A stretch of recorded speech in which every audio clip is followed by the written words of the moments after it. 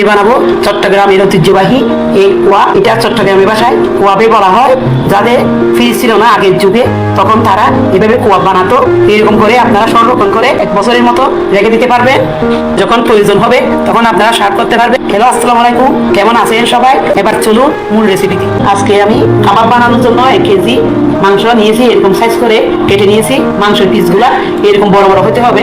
ধুয়ে পরিষ্কার করে নিয়েছি। এবার দিয়ে দিচ্ছি হলুদের গুঁড়া 1.5 চামচ, লাল মরিচের গুঁড়া 1 টেবিল চামচ, আদা বাটা দিয়ে দিচ্ছি 1 টেবিল চামচ, পেঁয়াজ বাটা দিয়ে দিচ্ছি 1 টেবিল চামচ, 1 টেবিল চামচ রসুন বাটা, জিরা দিয়ে দিচ্ছি 1 চা চামচ, ধনের গুঁড়া দিয়ে দিচ্ছি 1 চা চামচ, গরম মশলার গুঁড়া দিয়ে দিচ্ছি 1 চা চামচ, পরিমাণ মতো লবণ দিয়ে দিচ্ছি। এবার অল্প করে 1 টেবিল চামচ সরিষার তেল দিয়ে দিলাম। আপনারা চাইলে রান্নার রেগুলার তেলও দিতে পারে। পুরা গায়ে যেন মশলাগুলো লাগে এভাবে মেখে দিতে হবে। সম্পূর্ণ মেখে নিয়েছি। এবার 10 মিনিটের জন্য রেখে দিব। 10 মিনিটের জন্য রেখে দিয়েছিলাম। এবার যে পাতিলে রান্না করবো ওখানে আমি দিয়ে দিচ্ছি। এখানে আমি কোনো পানি দিব না, চুলায় দিয়ে দেবো। মাংসগুলো আমি চুলায় দিয়ে দিয়েছি। ঢাকনা দিয়ে সিদ্ধ করে নিব। উল্টে পাল্টে সিদ্ধ করে নিব। এখানে যে পানিগুলো বের হবে ওই পানি দিয়ে কাবাবের মাংসগুলো সিদ্ধ হয়ে যাবে। কোনো এক্সট্রা পানি দিব না। জালটা লো আঁচে করে রেখেছি। উল্টে পাল্টে আমি কাবাবগুলো সিদ্ধ করে নেব। এবার ঢাকনা দিয়ে দিচ্ছি। 5 মিনিট পর মাংস থেকে আরো পানি বের হয়ে গেছে। এই পানি দিয়ে সিদ্ধ হয়ে যাবে।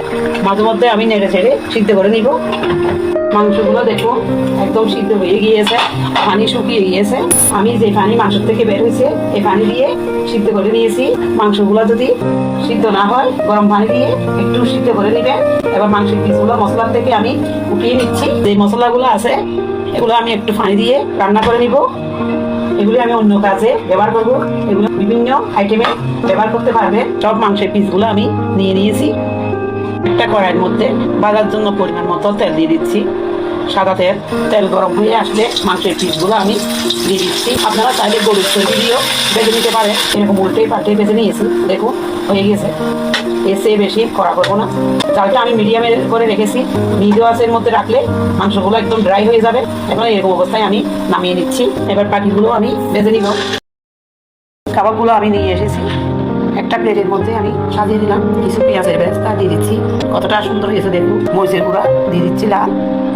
দেখুন কতটা ইয়ামি লাগতেছে। খেতে অসাধারণ হয়েছে। আপনারা বাসায় একবার হলো এভাবে বানিয়ে দেখবেন। আশা করি আপনাদেরও ভালো লাগবে। আমি একটা ছিঁড়ে দেখাচ্ছি। দেখুন কতটা জুসি। খুব সহজে এভাবে আপনারা বানিয়ে নেবেন। সাদা ভাত, পোলাও, রুটি, নান, পরোটা সব কিছুর সাথে আপনারা খুব সহজে এই কাবাবটি পরিবেশন করতে পারবেন। আশা করি আপনাদের সবার ভালো লাগবে। সবাই ভালো থাকবে। আল্লাহ হাফেজ।